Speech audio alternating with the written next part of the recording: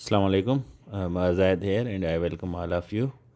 अच्छा, जीअं त पंहिंजो टॉपिक हले पियो इन्वेंशन जो। अॼु पाण कोशिशि कंदासीं हिन खे पूरो करण जी, न त नेक्स्ट जेको लेक्चर थींदो पाण ॾिठो त हुन में हिन खे पाण वाइंड अप कंदासीं 4 पार्ट करे। ऐं जेके मेन इंपॉर्टेंट आहिनि इन्वेंशन सॼियूं ख़तमु कंदासीं। इन्वेंशन्स हुन जा इन्वेंटर्स कहिड़ी डेट आहे, इहे टई शयूं हिक ई टॉपिक में पंहिंजो हल थी वेंदियूं। अच्छा, जीअं नंबर 1 ते अचे थो कैलिडोस्कोप। हाणे कैलिडोस्कोप हूंदो छा आहे? ठीकु आहे, हीअ त पाण ख़बर पइजी वेंदी त बाबा हिन खे सर डेविड ब्रिस्टर जेको आहे सो इंग्लैंड जो हुयो 1817 में 1817 में हिन खे इन्वेंट कयो। पर आहे छा कैलिडोस्कोप? हाणे कैलिडोस्कोप हिकिड़ो अहिड़ो टॉय हूंदो आहे, ठीकु आहे, खेॾण टाइप हूंदो आहे, जंहिंमें हिकिड़ो ट्यूब हूंदो आहे, 2 मिरर्स हूंदा आहिनि हुनजे अंदरि, ऐं हिकिड़ो कलर्ड पीस ऑफ ग्लास हूंदो आहे या पेपर हूंदो आहे। उहो छा कंदो आहे, जॾहिं तव्हां उनखे रोटेट कंदा न त पोइ उहो रिफ्लेक्ट कंदो आहे पैटर्न। हाणे तव्हां ॾिठो हूंदो शीशे जा हूंदा आहिनि जंहिंजे मथां न मुख़्तलिफ़ हूंदा आहिनि, पोइ उनखे जॾहिं तव्हां रोटेट कंदा त उहो पैटर्न पंहिंजो चेंज कंदो आहे न, मुख़्तलिफ़ शिकिलनि में जेको आहे त तव्हांखे चेंजिंग पैटर्न में नज़र ईंदो आहे उनजे अंदरि न, चेंज कलर्स चेंज कंदो आहे, उहो हूंदो आहे कैलिडोस्कोप। ठीकु आहे। नंबर 2 ते अचे थो लेज़र। हा, लेज़र तव्हांखे ख़बर आहे, ही नंढे लाइ पोइ हिक ॿिए खे लेज़र हणंदा रहिया आहियो तव्हां।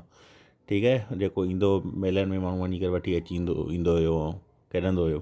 त लेज़र जेको आहे इन्वेंट कई ॾाढो चार्ल्स एश टॉबिन्स US 1960 में। ठीकु आहे।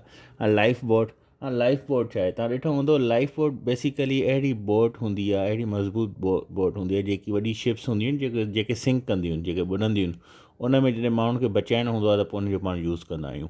तव्हां ॾिठो हूंदो या तव्हां मूं जेको आहे सो टाइटेनिक घणनि जो ॾिठो हूंदो, ऑलमोस्ट सभिनी ॾिठल हूंदो, त हुन में तव्हां ॾिसो त जॾहिं उहो बुॾंदो आहे त उतां उन वॾे जहाज़ में नंढी नंढी जेको लाइफ बोट निकिरंदियूं आहिनि। लाइफ बोट जो मतिलबु इहो आहे त ज़िंदगी बचाइण वारी नंढी खणी इहा पाण हिन खे कश्ती चऊं या ॿेड़ी चऊं। ठीकु आहे। उहा पोइ उन में जेको आहे सो माण्हुनि खे रेस्क्यू कयो वेंदो आहे, उहा लाइफ बोट हूंदी आहे। ठीकु आहे। इहो कंहिं ठाही? लर्निन ल्यूकिन ठाही। कॾहिं ठाही? 1874 में इन्वेंट कई। ऐं किथां जो हुयो? UK जो हुयो। सही आहे।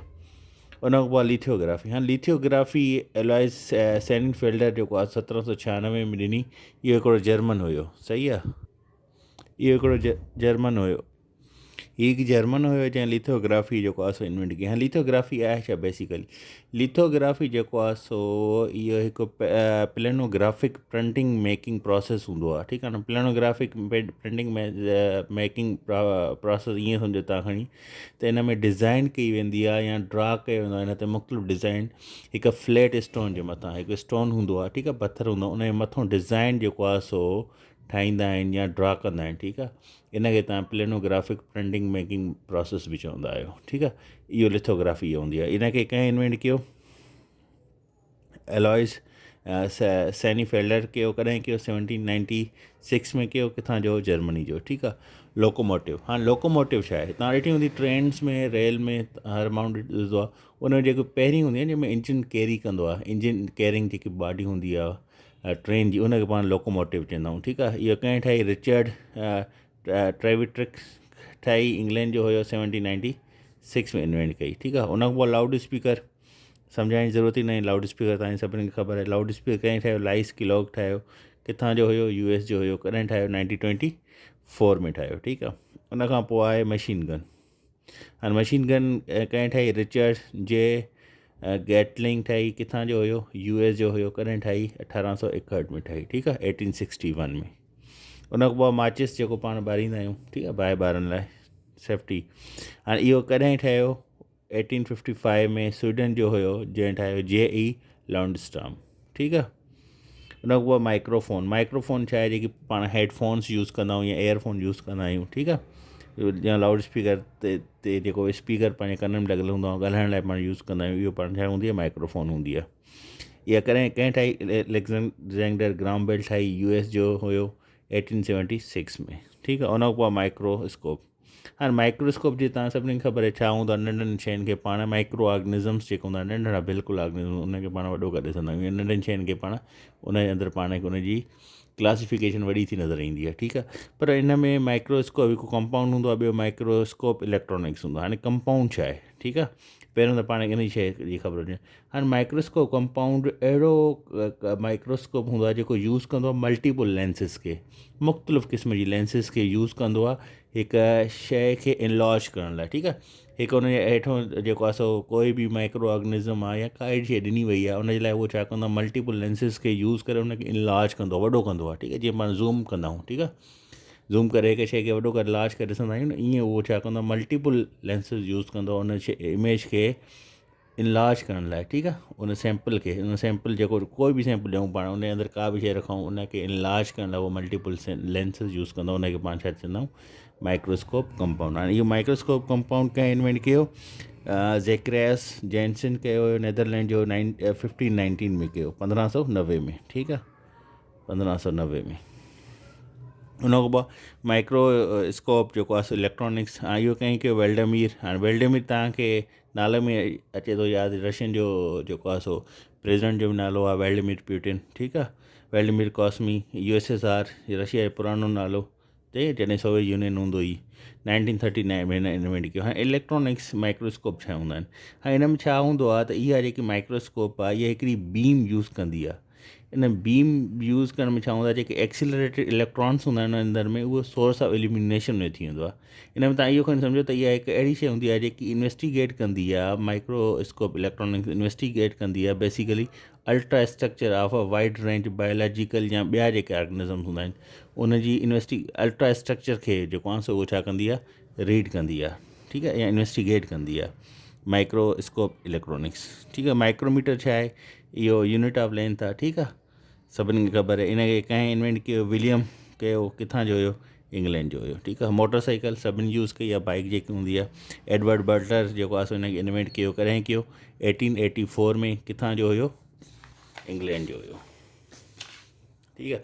उन खां पोइ मोटर स्कूटर, जंहिंखे पाण स्कूटी बि चवंदा आहियूं, ठीकु आहे। मोटरसाइकिल में ऐं मोटर स्कूटर में डिफरेंट अथव, ठीकु आहे। इन लाइ ईअं न आहे त मोटर स्कूटर अची वेंदो तव्हां मोटरसाइकिल जो हणी अचो, जवाबु कंहिं इन्वेंट कई, ठीकु आहे। मोटर स्कूटर जी जॻह तव्हां मोटरसाइकिल जो हणी अचो, मोटरसाइकिल जी जॻह तव्हां मोटर स्कूटर जो हणी अचो, त इहो डिफरेंस यादि रखिजो। मोटर स्कूटर खे कंहिं इन्वेंट कयो आहे, गैरिवेली ब्रॉशर कयो आहे, किथां जो आहे, इंग्लैंड जो आहे, 1919 में, ठीकु आहे।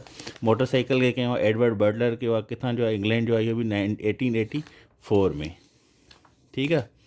उन खां पोइ नियोन लैम्प। हाणे नियोन लैम्प छा हूंदी आहे, तव्हां ईअं न जो ईअं एग्ज़ाम्पल वठो, तव्हां बल्ब ॾिसंदा आहियो, ठीकु आहे, बल्ब जे अंदरि जेको टंगस्टन हूंदो आहे, ठीकु आहे, जहाँ जेको आहे सो नंढा नंढा एतिरा ज़रा हूंदा आहिनि, एतिरी लाइट हूंदी आहे, एतिरी उनजे अंदरि ॿ हीअं लॻल हूंदा आहिनि, ठीकु आहे।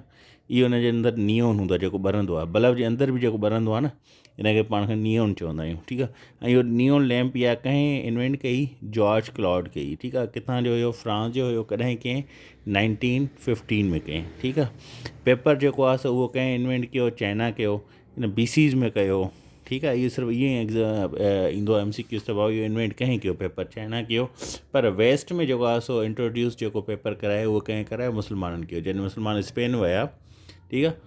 मूसा बिन नसीरा जॾहिं गवर्नर हुयो हुन जो अफ्रीका जो, हजाज बिन यूसुफ जेको आहे सो एजिया जो, जंहिंखे पाण एशिया चवंदा आहियूं, इन जो गवर्नर हुयो, त स्पेन खे जॾहिं फतह कयो वियो तारिक बिन ज़ियाद जे हुन में सिपह सालारी में, त उन खां पोइ जॾहिं मुस्लमान वधिया स्पेन जे थ्रू वेस्ट में, त पोइ उते मुस्लमान जेको आहे सो पेपर खे इंट्रोड्यूस करवायो, ठीकु आहे। जेकॾहिं तव्हांखे इहो MCQ अचे त बाबा वेस्ट में पेपर खे इंट्रोड्यूस करवायो, त उहो मुस्लमान करायो हुयो, ऐं पूरी दुनिया में फस्ट टाइम कंहिं पेपर इंट्रोड्यूस करायो त उहो चाइना करायो, सही आहे। इहो डिफरेंस यादि हुजे। पैराशूट ॿुधाइण जी ज़रूरत ई न आहे, तव्हांखे ख़बर आहे पैराशूट छा हूंदो आहे। इहो कंहिं इन्वेंट कयो, एंड्री जैकस कयो हुयो, किथां जो, फ्रांस जो हुयो, कॾहिं कंहिं 1797 में। हाणे डेट जेकी आहे इहा मतिलबु रेयर केसिस में ईंदी आहे, ठीकु आहे। उहो छा पुछंदा आहिनि, कंहिं कयो, बसि तव्हांजो मेन फोकस हुजे कंहिं कयो, किथां जो, हे तव्हांजो लास्ट फोकस हुजे। फस्ट ते तव्हांजे नाले ते फोकस हुजे, सेकेंड ते डेट ते फोकस हुजे, थर्ड ते तव्हां किथां जो आहे इहो थर्ड ते फोकस हुजे, मतिलबु इहो न हुजण जे बराबरि आहे। तव्हांखे डेट नंबर 2 ते ऐं नंबर 1 ते नालो ज़रूरु यादि हुजे। ऐं पेंसिलिन आहे, इहा त तक़रीबन मोस्ट रिपीटेड क्वेश्चन आहे, ठीकु आहे।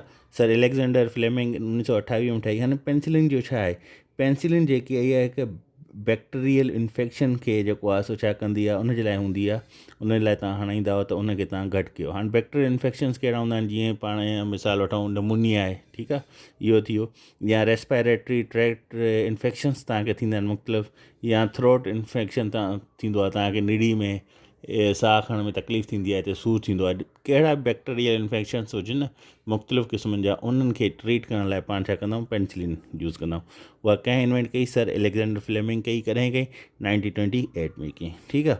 उन खां पोइ फोटोग्राफी कलर, ठीकु आहे, जेकी कलर्ड फोटोग्राफी आहे, हिकु मोनो हूंदी आहे, मोनो मतिलबु कलर्ड, ॿी कहिड़ी हूंदी आहे, ब्लैक हूंदी आहे, ठीकु आहे, जेकी बि कलर्ड न आहे हूंदी, ब्लैक एंड वाइट हूंदी आहे।